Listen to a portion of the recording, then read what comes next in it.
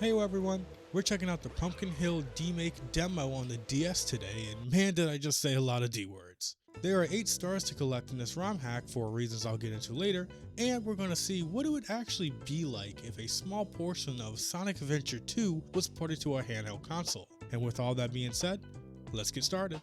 Alright, so starting off, we have the intro sequence, which you'll notice is a modified version of Super Mario 64's intro sequence for the DS. This is because the ROM hack uses SM64DS as a base for the demo, which is why we're collecting Power Stars instead of Emerald Shards, and it creates some additional difficulty for us as well. For starters, if we fall off the map, we're just goners. Unlike in Vanilla Pumpkin Hill, where if you fell off the map, you could just float back up. We are also unable to climb onto walls like in Vanilla Pumpkin Hill, and that's probably due to hardware limitations. Fortunately, we do have some pipes that we can take up to the tops of the mountains where we can encounter Big Boo. He's not too much of a threat, so we can just turn away from him and grab him when he gets closer for a Power Star. While on top of the mountain, we can see the other pumpkin hills off in the distance, and this gives us the perfect opportunity to test out gliding. Gliding, being one of Knuckles' core mechanics, is actually super simple. All we have to do is a triple jump to start flying, and we're off to the nearest pumpkin hill. When we get there, we collect a single ring before a treasure number pops up, leading us into thinking we should visit the 4 other ones. What's great about this Power Star is that it forces us to explore and experience the stage. Just gliding around while listening to a bit crushed loop of the Pumpkin Hill theme is actually pretty fun. I really enjoyed how pixelated the whole stage looked as well. It can make trying to judge the distance between 2 spots kinda tricky, but I didn't really mind.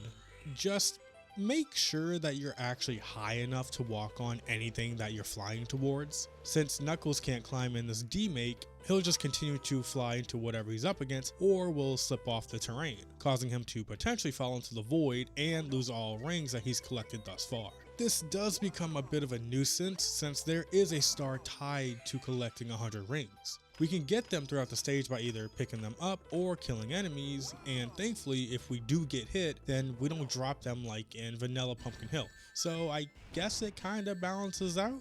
While searching for rings, we also stumble across some silver stars which are spread throughout the stage. This is another great way to encourage exploration in this demo, however I really struggled with collecting them. My biggest enemy was the camera because I couldn't see directly to the left or right of me. Some silver stars hugged the sides of the mountains on small edges, and it was really hard to gauge where I could land. My workaround for this was to just make sure that they were in front of me, which made things a lot less scary.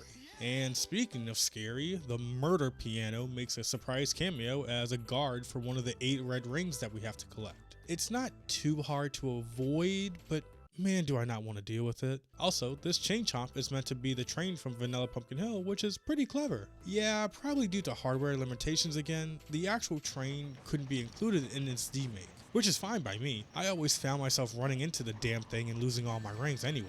How will I put my child through college now?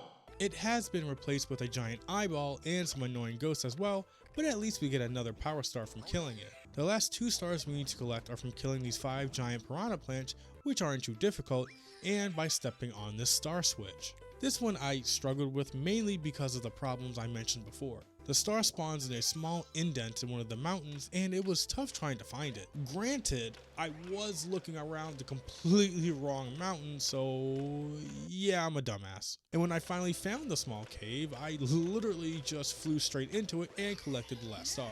While I struggled a lot with the controls, this was still a really fun and well-polished demo. It makes me wonder what a full SA2 Demake would be like, and just like any other Demakes, I totally play it all the way through. Big shout out to Hailbot for creating this ROM hack, and with all that being said, peace.